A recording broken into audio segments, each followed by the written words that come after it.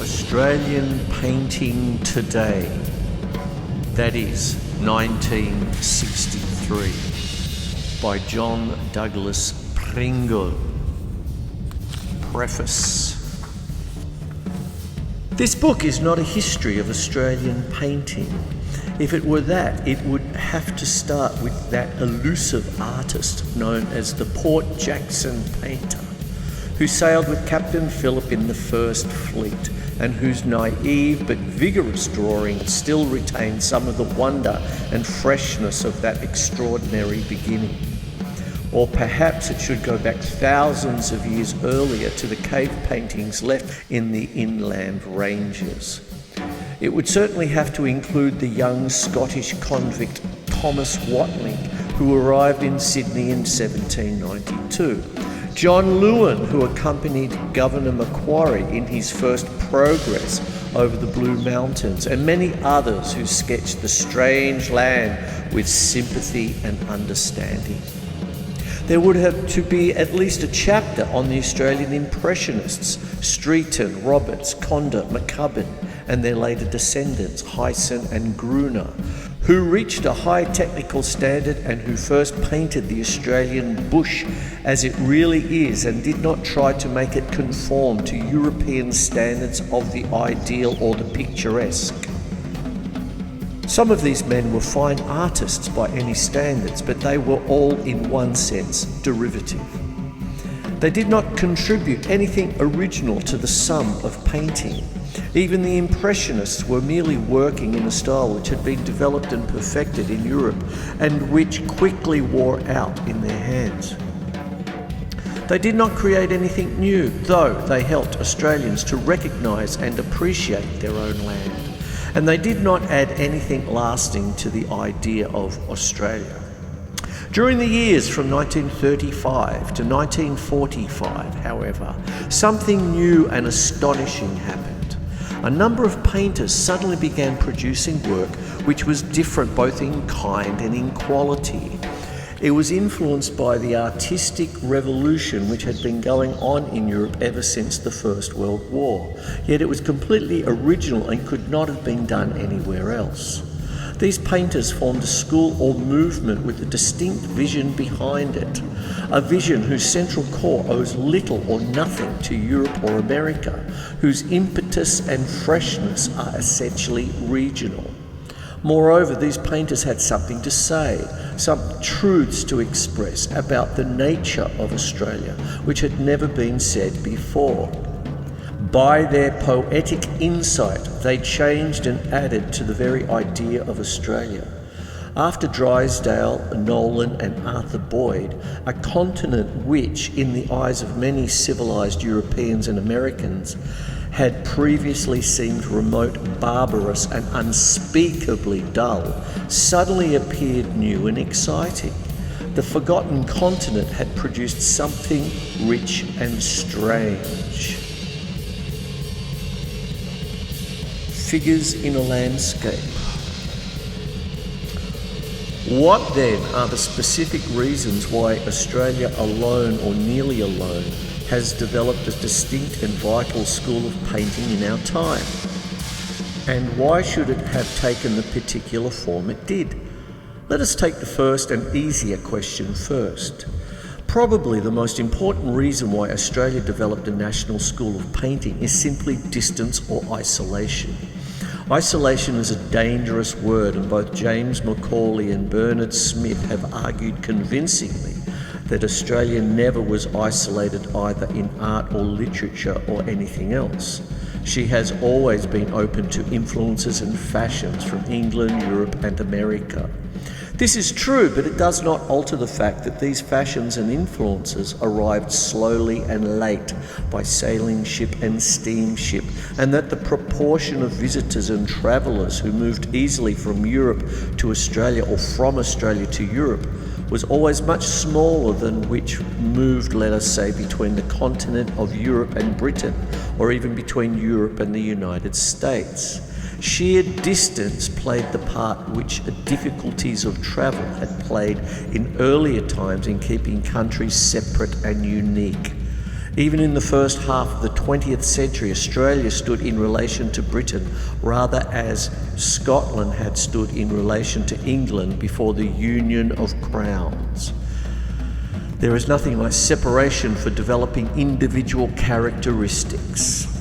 Secondly, the continent of Australia has a physical character so strong and so dominating that it immediately strikes every visitor who goes there for the first time and inevitably stamps its mark on those who live there, even for a historically short period.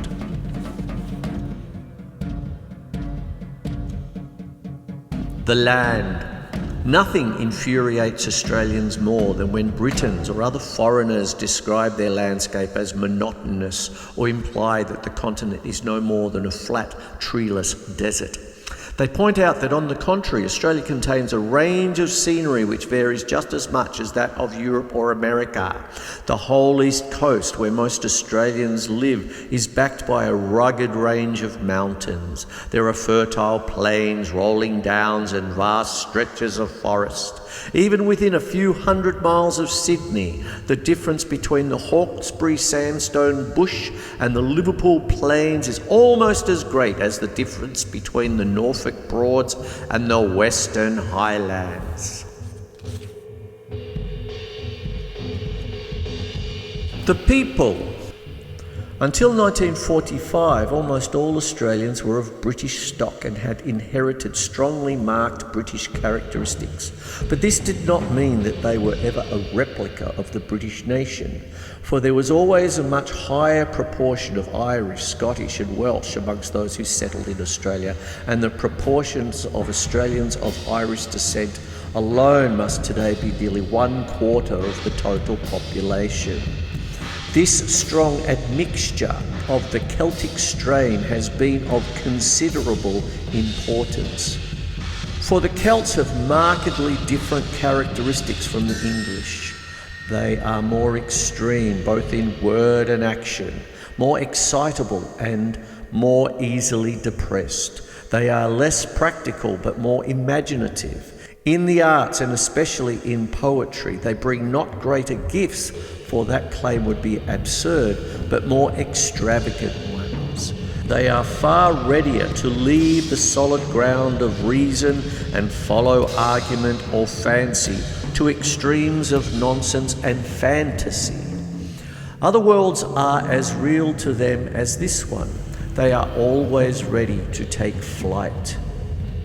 There is some evidence that the Celtic imagination has had its effect on Australian art and literature from the beginning. Among Australian poets, for instance, Gordon, Brunton, Stevens, Patterson, Ogilvie, Salter, McRae and Neilson were all of Scottish descent, while Ireland can put in some claim to Kendall, Daly, Brennan and O'Dowd.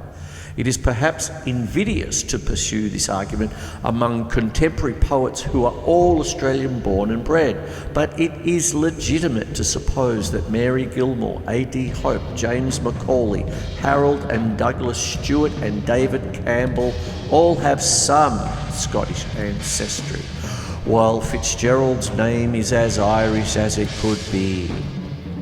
This cannot be wholly accidental.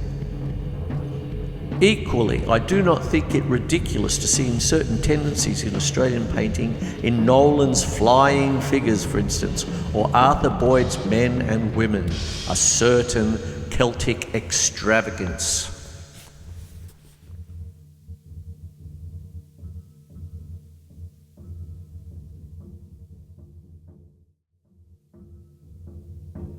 There are three strands in Australian history which have, I believe, some bearing on Australian art and literature today.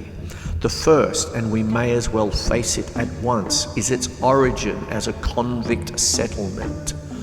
Like many historical events, we can now accept the arrival of the First Fleet in 1788 with some understanding and even with romantic interest. Yet anyone who thinks about it objectively must regard it as one of the most callous acts ever perpetrated by any civilized government. to transport some 700 prisoners, most of them criminals condemned for minor offences, 12,000 miles from their homes and dump them on an unknown shore to found a settlement in the wilderness. Could there be a more inhuman venture than this? And could any nation have a more terrible beginning? Nor was this an isolated act. Britain continued to send her surplus convicts to Australia until 1852, when the protests of the free settlers put a stop to it. In all sum, 130,000 convicts were transported, the population of a fair-sized town. The number, of course, is a very small proportion of those who went to Australia voluntarily, and their memory has, quite naturally, been deliberately suppressed. Their only monuments are the grim prison walls at Port Arthur and Port Macquarie on Pinjuck Island and in Sydney itself. But the memory, though repressed, still works on the Australian unconscious. A memory of cruelty and injustice, of flogging and chain gangs. This is the dark side of the sun.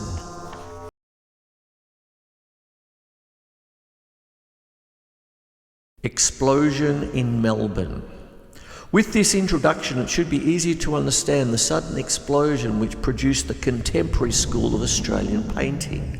And here we can be more precise. For the place was Melbourne, the time was the years from 1935 to 1945, and the immediate cause was the impact of post-impressionistic European painting, the School of Paris, on a small group of artists and writers in Australia. Looking back, the choice of Melbourne seems natural enough, one of the two great cities of Australia. It already had a long and respectable artistic tradition. Its gallery is the best in Australia, and attached to it, the National Gallery School offered an excellent technical training to art students. A suburb of Melbourne called Heidelberg had given its name to the first Australian school of painting, the so-called Impressionists, under the leadership of Tom Roberts and Frederick McCubbin. By chance, the same suburb was to play a part in the new movement also. Some of the best-known Impressionists and their more academic successors still lived in the city and kept in touch with students and new art movements. Moreover, Melbourne had, in the 1930s, one art teacher of genius, George Bell, himself an academic painter of talent with a strongly classical bent, was one of the first Australians to appreciate and fully understand the new movements of European art. At first in partnership with Arnold Shaw and then by himself, Bell formed a small school where students could not only learn the craft of painting, the handling of colour, the preparation of grounds, mediums, varnishes, but the appreciation of form and formal values. At his studio, which became the centre of the modern movement in Melbourne, even for those who were not his own students, the reproductions of Cézanne, Picasso, Braque and Matisse were eagerly studied and discussed. Directly or indirectly, Bell's influence was immense, and it was he who took the lead in forming the Contemporary Art Society in July 1938.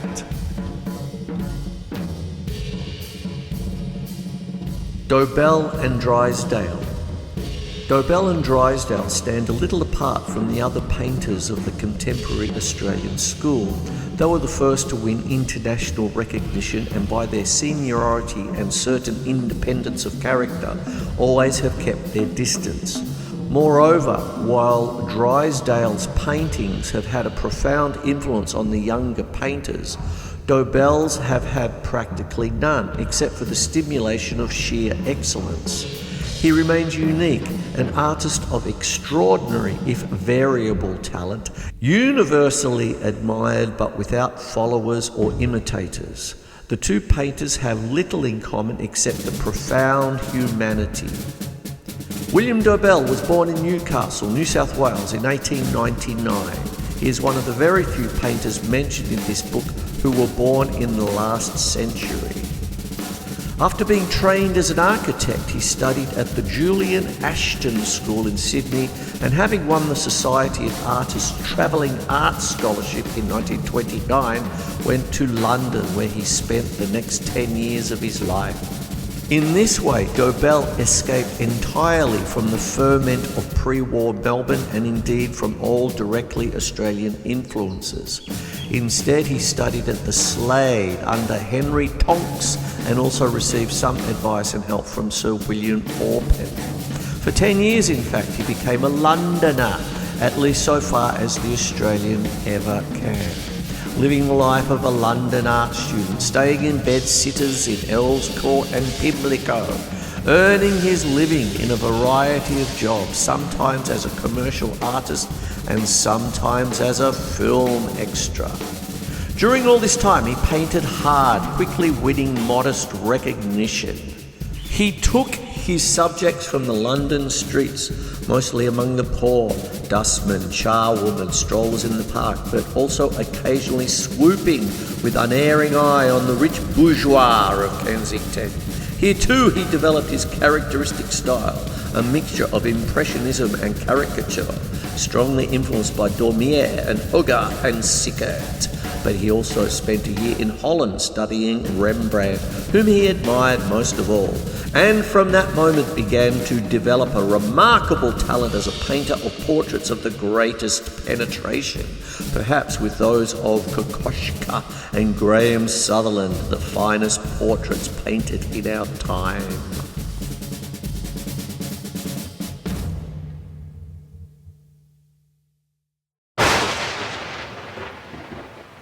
Russell Drysdale is a very different painter.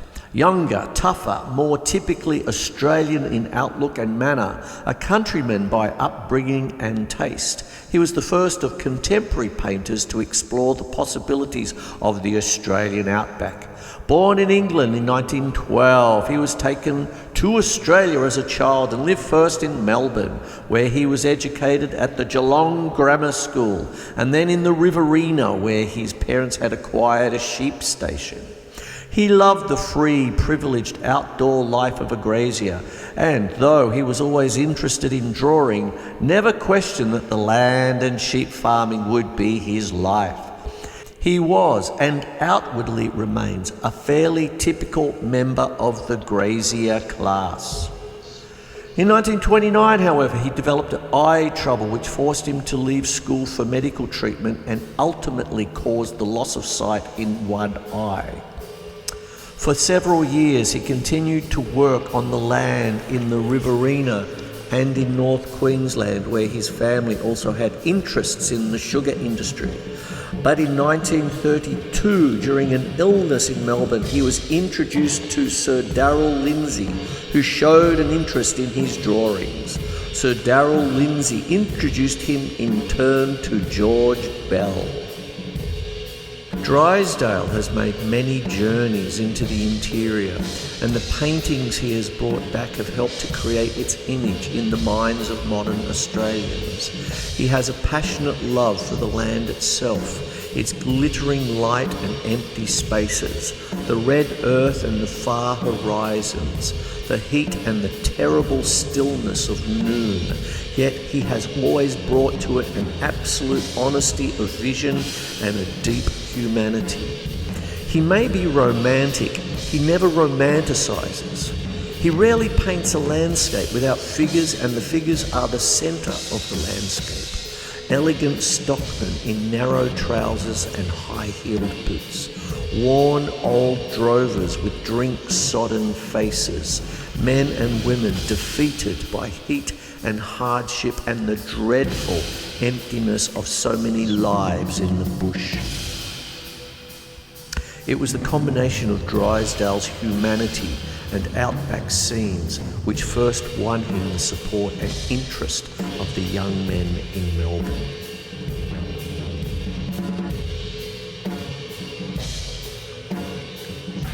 Nolan and Boyd. Outside Australia, Sidney Nolan and Arthur Boyd are the two best-known painters of the Australian school. Inside Australia, they are more often thought of as the leaders of the Melbourne group. Very different in style and temperament, they share a common preoccupation with man's place in the Australian landscape. Both are figurative painters, though far from realistic ones. Both reveal an intense and almost literary imagination in their paintings. They are poets as well as painters. They were born within a few years of each other in the same city, Melbourne, and have been friends for over 20 years. Sidney Nolan was born in 1917, the son of working-class Irish immigrants who had never shown artistic tendencies. Though he began to draw at school and showed early signs of talent, his first interest, like that of thousands of Australian boys, was sport. He tried boxing, horse racing and bicycle racing with an eye to a professional career before discovering his true vocation. But at the age of 17, he enrolled at the art school of the National Gallery in Melbourne, and in 1936 he took a studio with 3 other young artists. Nolan, like all the other art students at the time, were fascinated by the School of Paris and particularly by the work of Klee, Picasso, Van Gogh and Miro. He experimented in many different styles, but for a long time did not paint very much or very seriously. He spent more time reading Rimbaud, Joyce, Verlaine, and in trying to write poetry.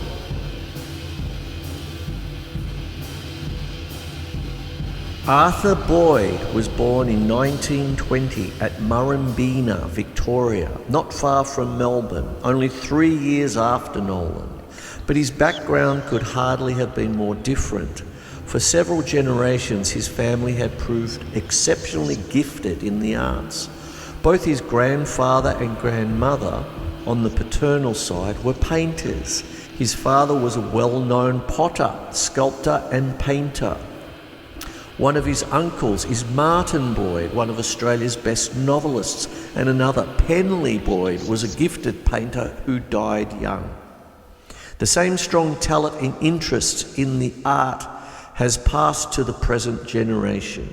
Arthur's younger brother, David Boyd, is a promising painter. His sister married yet another member of the Melbourne group, John Percival, and a cousin, Robin Boyd, is one of the leading architects in Australia.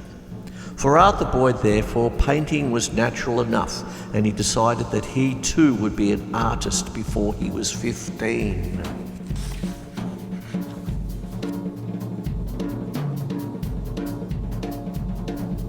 The Diaspora. After World War II, the Melbourne group slowly dispersed. Partly this was the result of the war itself, partly of chance and partly of the slightly hothouse atmosphere in which the group had lived. There were too many feuds and factions, too many personal quarrels and disagreements. Some of the painters moved to Sydney. Sally Herman before the war, Drysdale in 1940, and Sidney Nolan himself in 1948, after a year wandering in Queensland and Fraser Island. That year he married his second wife, Cynthia Hanson, the sister of John Reed. Others, of course, stayed on. Arthur Boyd and his brother David and John Percival, now their brother-in-law, all remained in Melbourne and worked together both at painting and in pottery. They were joined by a younger generation, John Brack, Leonard French and Clifton Pugh. Later still, the fame of the Melbourne group began to attract to the city other young painters from other parts of Australia. Charles Blackman from Sydney, Lawrence Dawes from Adelaide, John Howley from Brisbane. It was a two-way movement, with established painters going to Sydney or abroad to Europe and younger ones coming to Melbourne. But it was not quite the same Melbourne. There was no longer a small, intense group united by a common interest, but many small groups divided by bitter feuds. Even the Contemporary Art Society broke down until it was reformed by the younger generation in 1953. Angry Penguins retired hurt. Max Harris and the left-wing poets began to seem slightly old-fashioned. The truth was that Melbourne was no longer quite avant-garde. It was brash, frivolous, cosmopolitan Sydney, which now seemed the city of intellectual excitement. Hey, Robbo. Yeah, mate!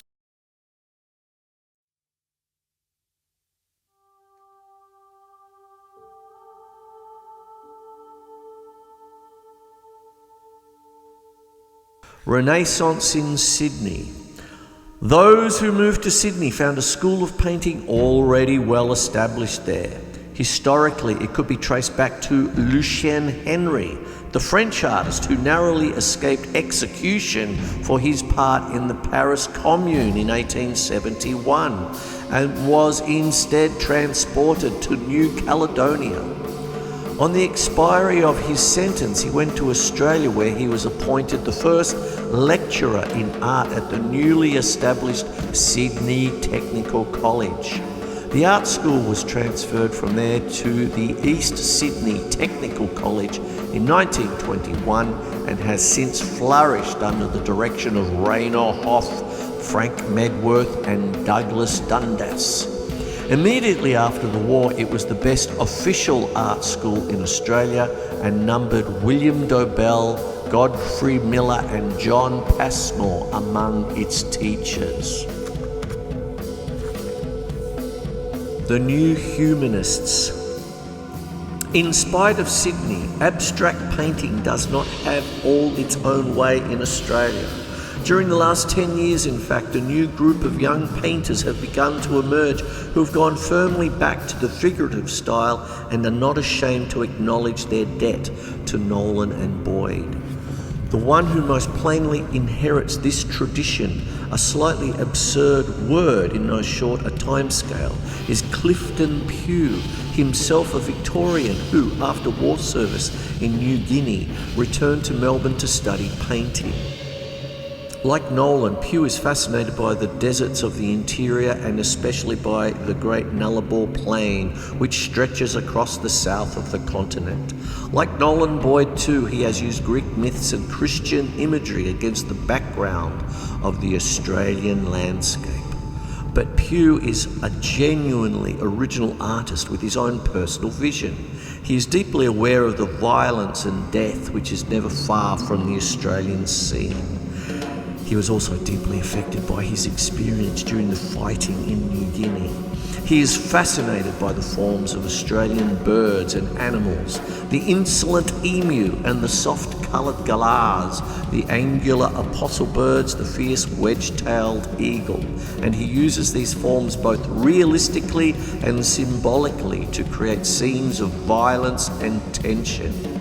But Pugh also has developed a quite different style of semi-realistic portraiture, which is reminiscent of the early Dobell, both in its deep insight and in its element of caricature.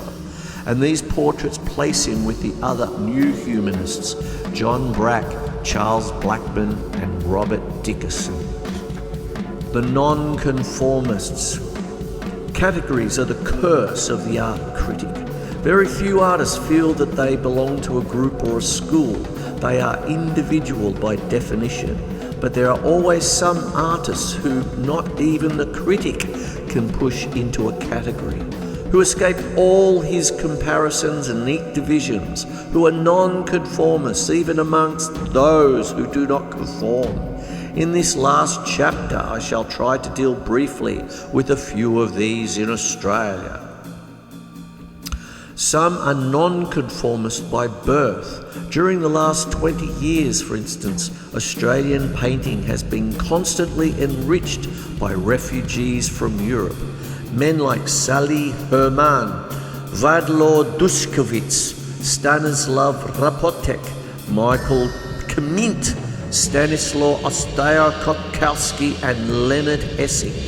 Some of these were mature painters when they reached Australia and have not been greatly affected by their new surroundings.